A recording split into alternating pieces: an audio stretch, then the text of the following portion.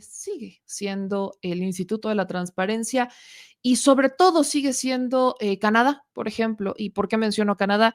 Porque hay un video, de hecho, que tergiversaron los medios de comunicación, donde presuntamente el primer ministro de Canadá, Justin Trudeau, estaría confirmando que ya están con la entera disposición de salirse del tratado comercial entre México, Estados Unidos y Canadá.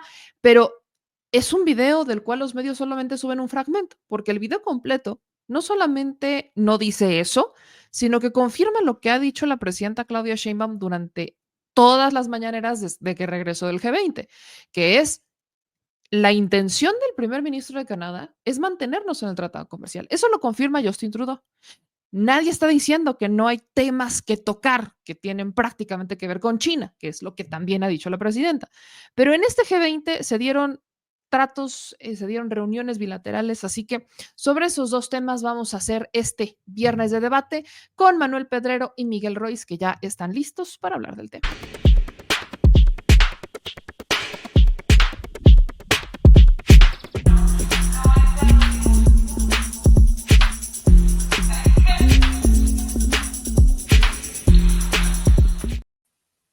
Pero sí, muy buenas noches, mi querido Miguel, ¿cómo estás? Muy buenas noches. Hola, Meme, buenas noches, muy bien, ¿y tú? ¿Qué onda, Manuel? Muy bien. Manuelito, ¿cómo estás? ¿Qué nos trajiste de Brasil, aparte de un vuelo retrasado en Colombia? Arena, alguna que otro residuo de caipiriña y sobre todo el agradecimiento a Dios de despertar y no ser Gabriel Cuadri. Así que diría que fue un buen fin de semana. Nadie quiere ser Gabriel Cuadri el día de hoy, nadie quiere ser Gabriel Cuadri, así que vamos a empezar. Empiezo contigo, Manuelito G20, estuviste ahí, pudiste verlo con tus propios ojitos en cuasi primera fila, más primera fila que el resto de nosotros, así que cuéntame cuáles son tus impresiones del G20, particularmente el tema que genera polémica es esto, el tratado comercial, las reuniones bilaterales que tiene la presidenta Claudia Sheinbaum, tanto con Estados Unidos como con Canadá, con China, ¿no? Que tiene las reuniones bilaterales y que eventualmente son el centro del debate, que es el tratado comercial entre México, Estados Unidos y Canadá. Que México está cerrado, que no se abre al mundo, que nadie quiere tener relaciones con un país que no tiene apertura al mundo, y México, a través de Claudia Sheinbaum, se reunió con 12 mandatarios del mundo. Curioso y paradójicamente, posiblemente la reunión más infructífera sea con nuestro principal socio comercial, con los Estados Unidos, considerando que Joe Biden pues ya va de salida y tampoco creo que sepa exactamente en dónde estaba en el momento que le hablaba a la presidenta Claudia Sheinbaum. Pero entre otras cosas, creo que México sigue consolidando esto de no hay mejor política exterior que la interior. Y para muestra un botón, el discurso más reproducido en redes sociales de todos los mandatarios que participaron en el G20 fue el de la presidenta Claudia Sheinbaum Pardo, y fue el mensaje que más resonó en los medios de comunicación internacionales: empezar a sembrar vida y dejar de sembrar guerras, considerando que 24 horas antes de esa declaración, el presidente Biden había firmado un decreto para que Ucrania tuviera el permiso de utilizar misiles norteamericanos en contra de Rusia. No llega en cualquier momento la declaración de la presidenta Sheinbaum. Creo que hubieron reuniones muy fructíferas, una de ellas con la de China.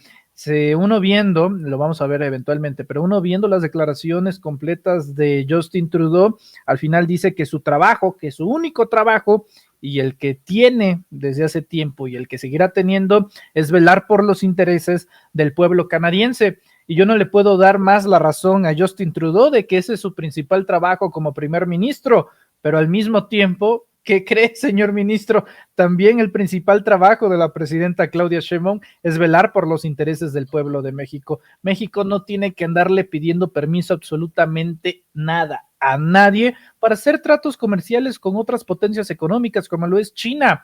Tanto Canadá como los Estados Unidos están viviendo una situación bastante compleja. Ambos son países que pertenecen a la OTAN y que, una vez dado esta agresión de Ucrania a Rusia con misiles norteamericanos, Rusia ha dicho que podría atacar a cualquiera de las organizaciones que participen en la OTAN. Canadá es una de ellas, así que realmente el problema del señor Trudeau, le aseguro que no se encuentra en México. A lo mucho somos una pequeña velita en todo el entierro del mar de problemas que actualmente afronta Canadá. Y otra cosa, el agradecimiento debería de velar también en Canadá, debería de velar también en Ottawa, considerando que fue México y el gobierno del presidente Andrés Manuel López Obrador el que convenció al expresidente y al futuro presidente, menuda paradoja, Donald Trump en 2019, de no sacar a Canadá como pretendía Trump del TEMEC, del Tratado México-Estados Unidos-Canadá. Te podría decir que la reunión de la doctora Claudia Sheinbaum Pardo en el G20 fue una de las más destacadas, la única mujer del continente americano, y a manera de desmentir esta noticia falsa, porque estuvo circulando una foto ahí de los líderes del G20 y decían, no, Claudia no asistió, pues menudos mensos, o sea, era la foto del segundo día, la foto oficial era la del primero, en donde aparece la presidenta Claudia Sheinbaum. Y otro paréntesis, que digamos no tiene mucho que ver con el tema, pero queda manera de anecdotario, denunció Gustavo Petro que Javier Milei en pleno discurso tuvo un brote psicótico, y esto te lo puedo confirmar, porque a pesar de que la cadena oficial del G20 no estaba transmitiendo, digamos, la señal para el mundo, había el circuito cerrado donde se le veía a Javier Milei como que medio ansioso, con manos sueltas y demás. Entonces eso a manera de anecdotario, que digamos que la ultraderecha libertaria en el mundo pues no le está yendo muy bien. Miguel, ¿tu postura cómo les fue en el G20, el discurso de la presidenta y obviamente las polémicas que se han dado en torno al tratado comercial entre México, Estados Unidos y Canadá? ¿Prosperará o China será el problema? Pues mira, el simple hecho de que le estemos festejando a la presidenta haber ido a una reunión a la que tenía que ir porque México es miembro del G20, allá habla mucho de los bajos estándares que tenemos respecto a nuestra política exterior, porque si algo nos dejó la administración pasada fue cero política exterior. Un eslogan muy vacío de que la mejor política exterior es una política interior también. Son eslóganes vacíos que al final no tienen ningún contenido, y el hecho de que solo le estemos aplaudiendo a la presidenta haber ido a una cumbre ya te habla de los estándares tan bajos que tenemos para la política exterior de la 4T. Y además no solo asiste, sino que va y sí, dice eslóganes muy bonitos de sembrando la paz, no la guerra, dando propuestas que al interior, pues la verdad tampoco han funcionado. Pues la verdad es que la participación de la presidenta no es una participación excepcional, no va a pasar a los anales de la historia de G20, eso te lo aseguro. Y el hecho de que se haya reunido con 10, con 20, con 15 mandatarios, pues es algo normal de estas cumbres. Son cumbres en las que coinciden muchos líderes cuyas agendas pues son muy difíciles de compaginar, y ahí coinciden y se tienen que reunir. Son las famosas reuniones paralelas, y eso funciona para todos los países en todas las cumbres.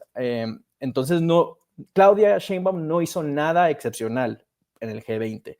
Les digo, sí dio un discurso que a su base obviamente les gusta escuchar, porque es un discurso vacío, un discurso de propuestas fáciles para problemas muy complejos, pero es porque ella conoce a su audiencia y ella no le estaba hablando a la comunidad internacional, le estaba hablando a las personas que la siguen aquí en el país. Entonces, esa es la primera distinción que sí considero importante hacer.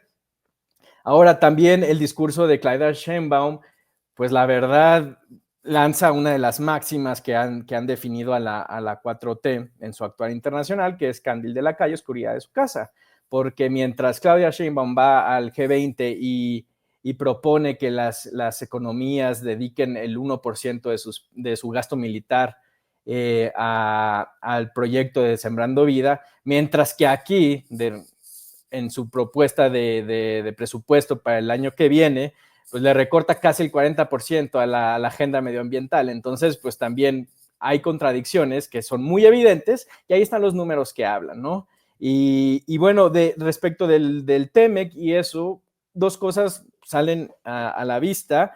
La primera, la prioridad de la presidenta en su reunión con Joe Biden, en vez de asegurar o comunicar las seguridades de que México va a seguir colaborando dentro del marco del TEMEC, su prioridad y su pregunta fue respecto al mayo. Eso es lo que les preocupa a ellos. ¿Por qué? Porque sabemos que hay intereses que no se dicen en la mañanera y que muchos de los seguidores obviamente no conocen, y esa es la prioridad del gobierno. Siguen dolidos porque les bajaron a uno de los capos con los que el gobierno tenía, no quiero decir acuerdos o algo, pero había ciertas lógicas dinámicas en Sinaloa que obviamente le incomodan al gobierno de Andrés Manuel en su tiempo, y ahora de Claudia Sheinbaum, no haber sido tomados en cuenta en una operación contra uno de los criminales más importantes. Obviamente Justin Trudeau está satisfecho con el TEMEC porque su administración lo negoció y su administración lo aprobó. Nosotros también deberíamos estar satisfechos con el TEMEC tal y como está. Sabemos que Estados Unidos no lo va a estar dentro de unos meses, pero algo que sí han dicho, y no solo Justin Trudeau, sino también la que fue la representante de los asuntos exteriores de Canadá, fue que México no está haciendo su parte en el TEMEC. Y eso es cierto, no solo en la cartera de China, en las inversiones chinas en México, que eso lo podemos debatir, pero también México ha estado coqueteando con violaciones al TEMEC en muchas otras carteras. Y lo que sucedió ayer en la Cámara de Diputados es una piedra más en el zapato de incumplimiento de las obligaciones de México respecto, sobre todo en materia de competitividad y de organismos reguladores en materia energética y de telecomunicaciones. Entonces, no solo es la inversión china lo que les molesta a los canadienses y a los estadounidenses, son muchas violaciones que México ha estado haciendo desde el 2020 para la fecha. Entonces, que Claudia Sheinbaum no le haya dedicado un minuto a platicar de esto con Biden, aunque vaya de salida, pues también es preocupante. Manuel, te vi reaccionar. ¿Qué pasa por ahí?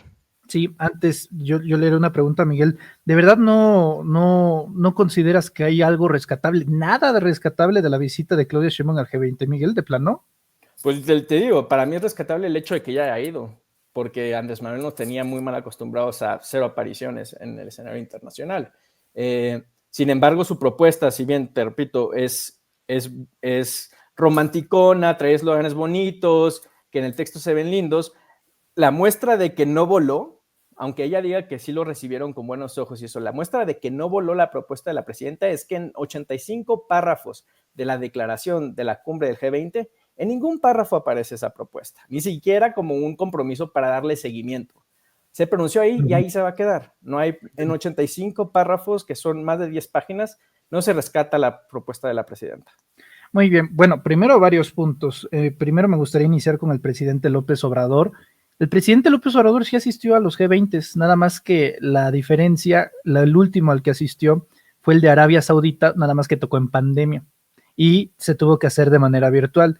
Y hubieron varias participaciones del presidente López Obrador en esa ocasión. Si uno googlea, la verdad no es nada difícil, pone en YouTube Andrés Manuel López Obrador G20 Arabia Saudita, va a aparecer el contenido íntegro de las participaciones del presidente López Obrador en las cumbres del G20. Eso como primer punto, ¿no? Porque existe esta narrativa desde la derecha, desde la oposición, que López Obrador no estaba involucrado en los eventos internacionales. No, sí lo estaba. Sí lo estuvo, y no solamente en el G20, también se dedicó, entre otras cosas, a visitar muchos países de Sudamérica. Yo tengo la tesis de que lo que no le gustó al MacPriam fue que no visitara Europa, fue que no visitara Madrid, Londres, Roma, Bruselas. No, el presidente visitó Chile para recordar, entre otras cosas, el terrible asesinato cobarde del presidente Salvador Allende.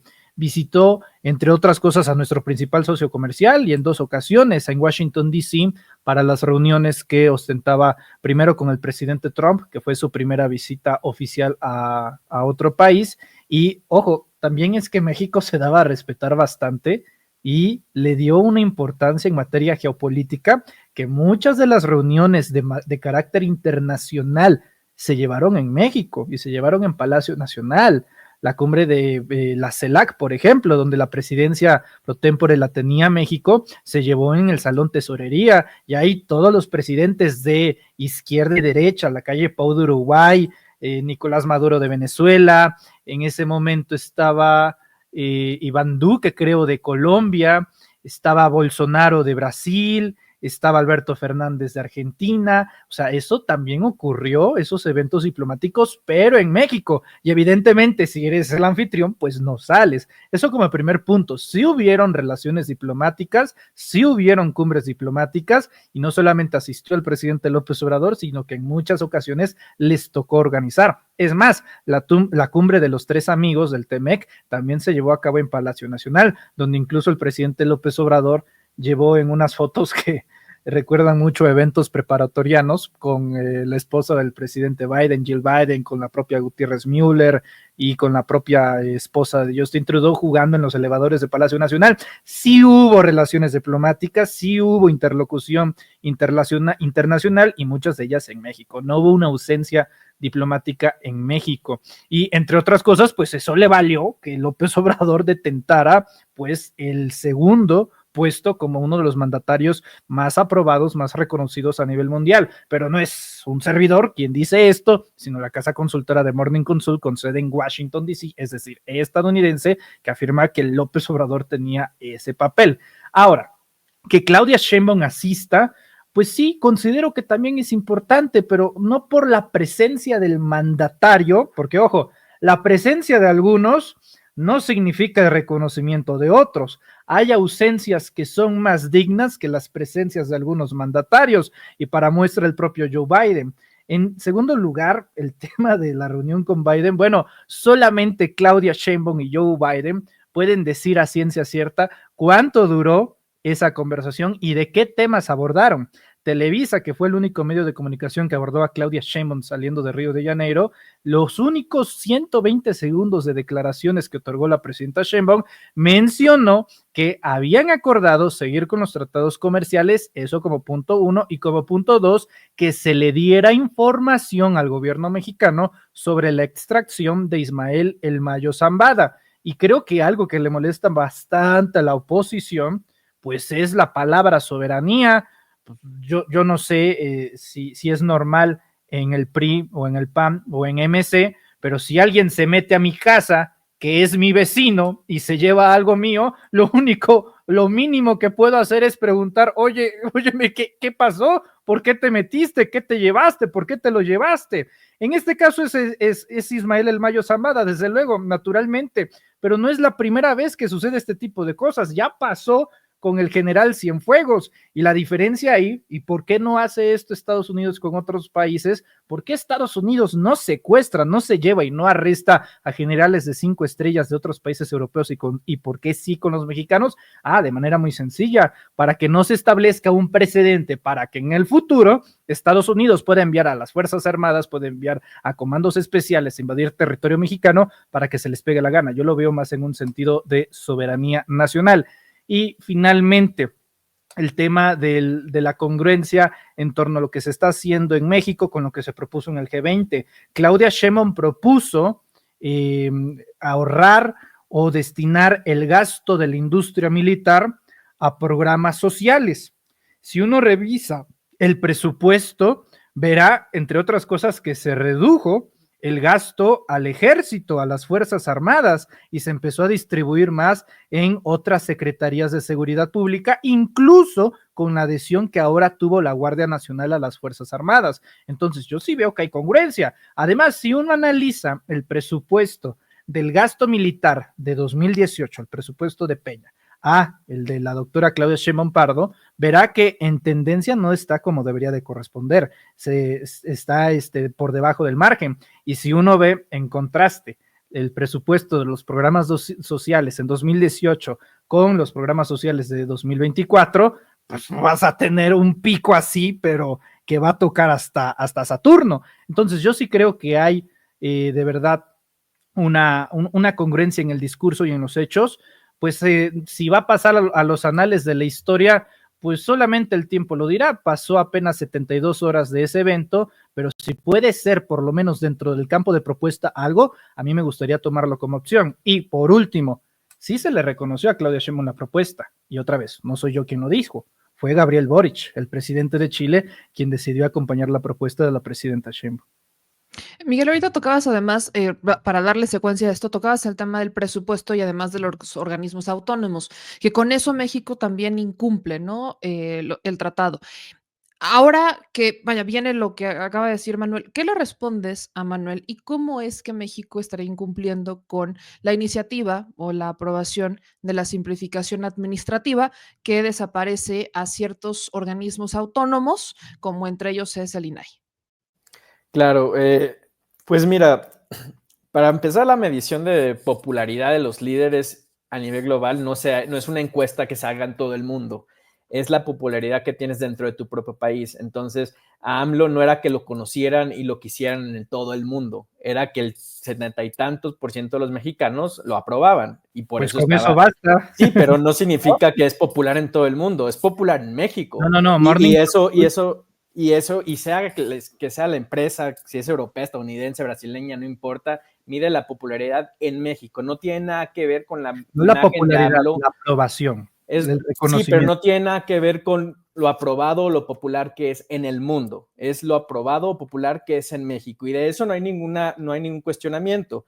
Ahora, sí, AMLO recibió aquí en México porque nos tocaba la presidencia, no era que quisiéramos o no. Hay lógicas de rotaciones de presidencia y bueno, le tocó a él tener la de la CELAC por varios años, vale la pena decirlo, por la pandemia, pero déjame decirte que las reuniones del G20 en el exterior, las que ya eran presenciales, asistía a Marcelo Ebrard, su canciller, y a las reuniones importantes, por ejemplo, la Asamblea General de la ONU, que es la reunión por excelencia en la diplomacia. AMLO nunca fue a la Asamblea General de Naciones Unidas. No, sí fue, dio un discurso en Nueva York. Fue al Consejo de Seguridad en el periodo de la presidencia de México, que es muy diferente a la pero igual en Naciones Unidas. Sí, pero no es lo mismo que la Asamblea General. En el Consejo de Seguridad hay 15 países nada más. En la Asamblea General hay 193. Y los 6 años del gobierno de AMLO no se paró en la Asamblea General a dar un discurso en la semana de alto nivel. Y eso ya te dice que el presidente decida no ir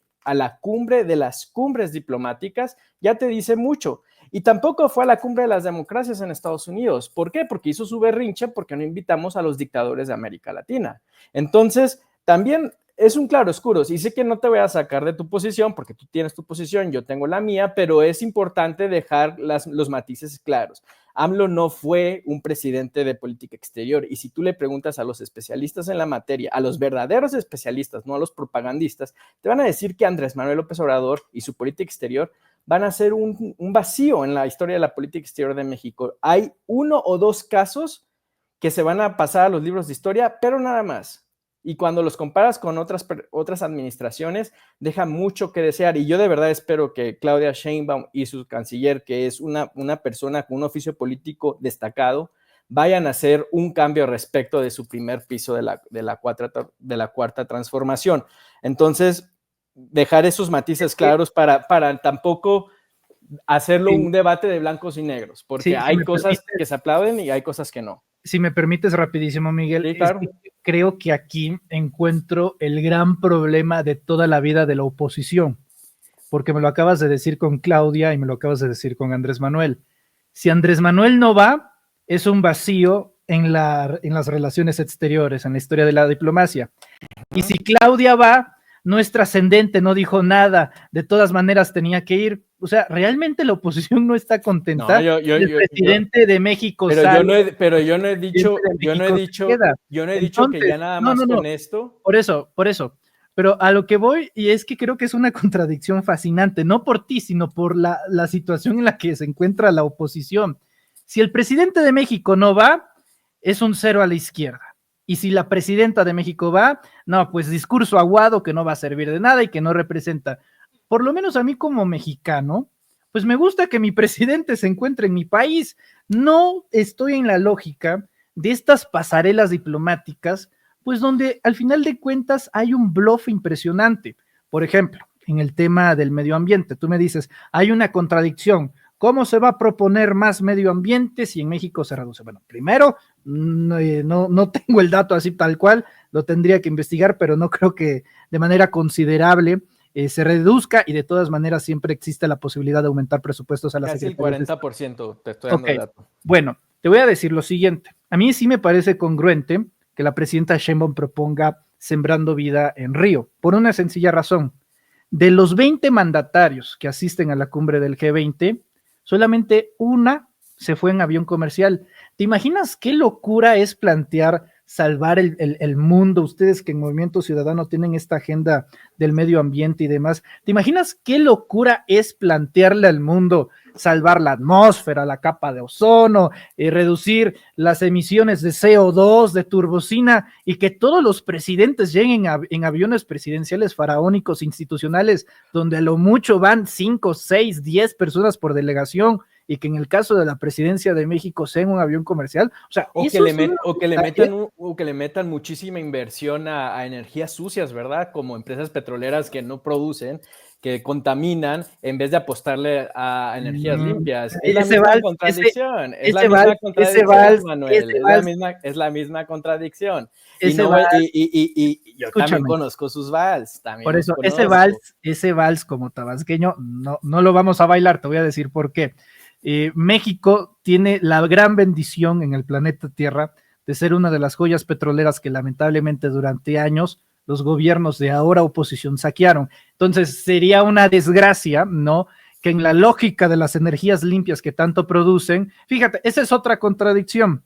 Byte o BYD, Build Your Dreams, que son estas empresas tecnológicas chinas, ¿no? La de carros. La de carros eléctricos, que quieren invertir en México y son de las que se quejan Trudeau, dices, no, es que si nosotros aceptamos las inversiones chinas, entonces se rompe el TEMEC. Bueno, pero son inversiones de energías limpias, pues sí, pero son chinas. Bueno, vamos con el petróleo. No, es que son energías limpias. A lo que voy es que la oposición no creamos nuestras propias energías limpias, nuestras propias empresas de energía limpia, en vez de apostarle a otras, o seguirle metiendo dinero al modelo petrolero que no funciona y que contamina. Quiero tomar justo este argumento que están dando, ya se me fueron energías limpias, espérense que discutamos energías limpias, que yo sé que lo vamos a discutir en su momento, pero antes de meternos a eso, ahorita justamente estás tocando, Miguel, el por qué nosotros no hacemos nuestras propias energías, que ese es el tema.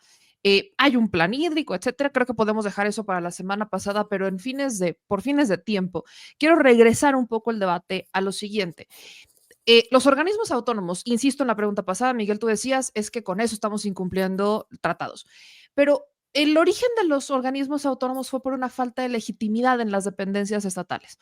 Y de ahí que estos organismos, COFESE, IFT, etcétera, que se crearan. Creo que de todos ellos el más polémico es el INAI, que es el organismo de transparencia, que realmente, y lo digo como periodista que he utilizado la plataforma de transparencia, el INAI es un regulador. La ley de transparencia es la que nos debe de preocupar en esencia. Entonces, bajo esa dinámica, ¿cómo viste la discusión en la Cámara de Diputados, que también ya va hacia el Senado? ¿Cómo viste la discusión sobre la desaparición de los organismos autónomos y cómo esto impacta o no a lo que la presidenta Claudia Sheinbaum ha estado diciendo en sus conferencias o en el G20? Pues la verdad es que como con todas las iniciativas legales y constitucionales que se han considerado desde el 1 de septiembre, no hay discusión.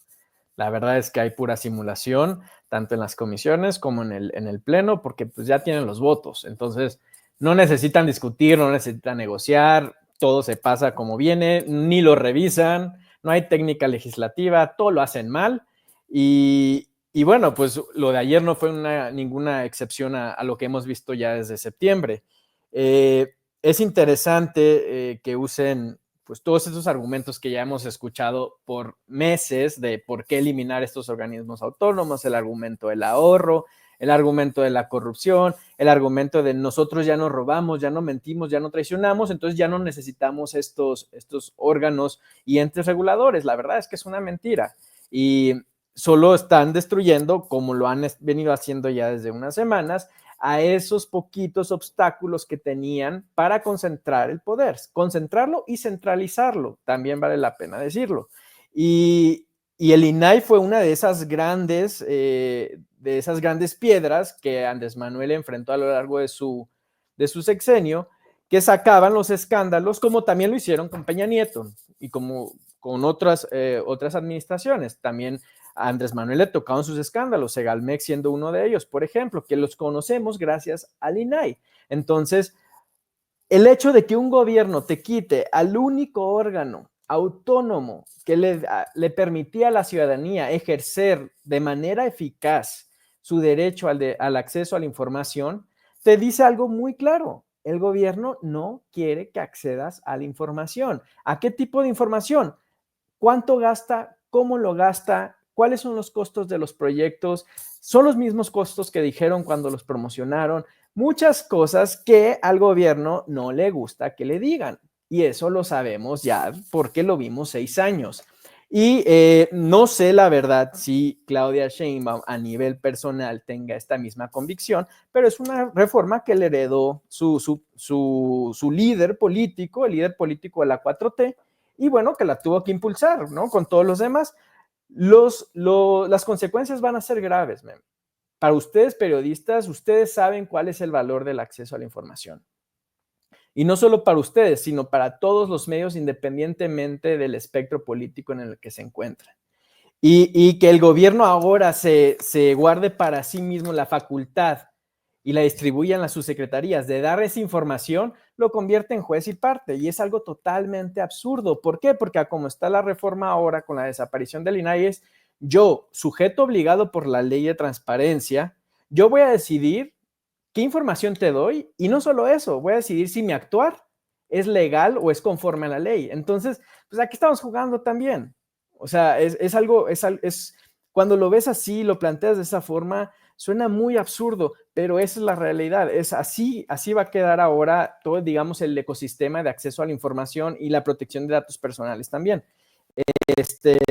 Los otros, y aquí voy a ser muy sincero, la eliminación del INAI per se no contraviene ninguna obligación de México respecto del TEMEC, porque el TEMEC no prevé ninguna disposición en materia de transparencia, acceso a la información. Eso es un modelo en el que México era vanguardista, porque creo que ni siquiera Estados Unidos o Canadá tienen algo similar. Entonces ahora nos estamos retrasando a los inicios de los 2000, es que la idea del INAI se crea. Pero sí, la eliminación de los entes reguladores o la pérdida sustancial de la imparcialidad de los entes reguladores en materia de energía y de telecomunicaciones, eso sí contraviene nuestras obligaciones frente al TEMEC, y eso va a ser otro asunto de conflicto con Canadá y Estados Unidos. Y tan es así que en una de las reservas que se aprobaron ayer en la discusión de esta iniciativa, tratan de medio salvar un órgano que asegure el ecosistema de competencia y concurrencia, porque eso sí estamos obligados en el TEMEC.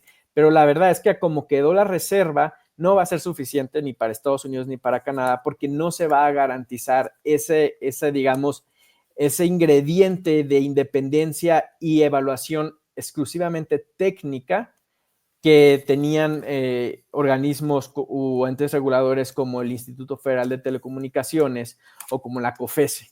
Entonces, además de que se los estás pasando a las secretarías de Estado y conviertes al Estado juez y parte, estás violando obligaciones, no con cualquier tratado, con nuestro pilar, nuestra columna vertebral de nuestro comercio exterior.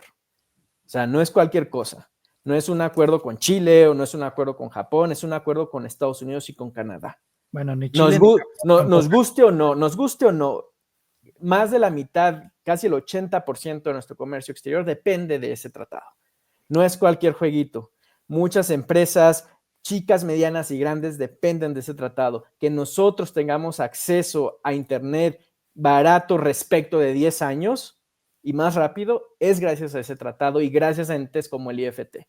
Entonces, sí vamos a ver cambios en la vida diaria de los consumidores, ya de por sí por la eliminación de estos entes, pero además, si nos quedamos sin TEMEC, ahí sí va a haber un golpe muy, muy duro que sé que Claudia Sheinbaum no quiere y que va a hacer todo lo posible para evitarlo, y pues vamos a ver cómo se desarrolla. Pero de que violamos el TEMEC con esta reforma que se aprobó ayer en la Cámara de Diputados, lo estamos violando.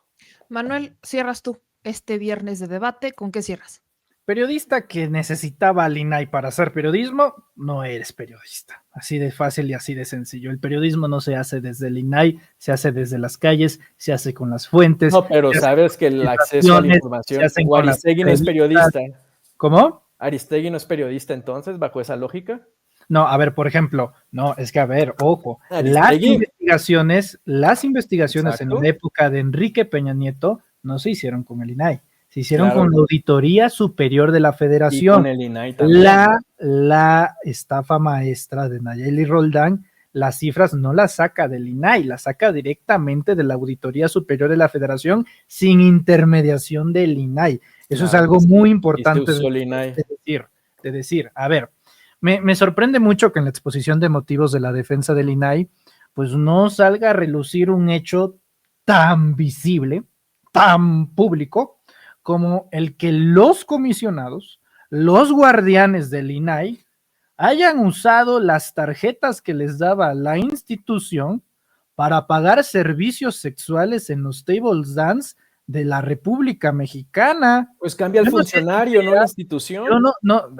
Y que los funcionarios no hacen a la institución. Claro, pero hay un proceso para renovar funcionarios. No, es que no solamente fue ese, Miguel, también hay otro caso en San Luis Potosí de alguien que también trabajaba para el INAI local y que también utilizaba la tarjeta institucional para ese tipo de cosas, y era un modus operandi, y eso que nada más nos enteramos de estos casos, de cuántos otros casos no nos llegamos a enterar para usos indebidos de la tarjeta del INAI para otro tipo de servicios. Entonces, obviamente que la gente se va a cansar de este tipo de argumentos cuando ve que los guardianes del acceso a la información pues andan pidiendo que la mesa que más aplauda. No es sencillo llevar la defensa de algo así con ejemplos como ese. Eso como punto número 1. Punto número 2, aprovechando que el programa es en vivo y leyendo la línea argumental de se le quita una herramienta a la ciudadanía para acceder a la información, preguntarle a todos los amigos del chat ¿cuántos de ustedes han metido una solicitud de transparencia al INAI? ¿Y de cuántos de los que lo han metido se les ha tramitado de manera efectiva para el objetivo mismo de su trámite? Son preguntas que se deben de hacer, porque si las instituciones no les sirven a la ciudadanía, pues de poco también le va a servir a la ciudadanía mantener a esas instituciones. Entonces, de tal manera que yo diría que el INAI no le hacía ningún aporte al país, al contrario, son estos organismos que quedaron autónomos y que se refugiaban en la autonomía justamente para, soy autónomo, no me toques, y si me tocas, hay dictadura y es autoritarismo.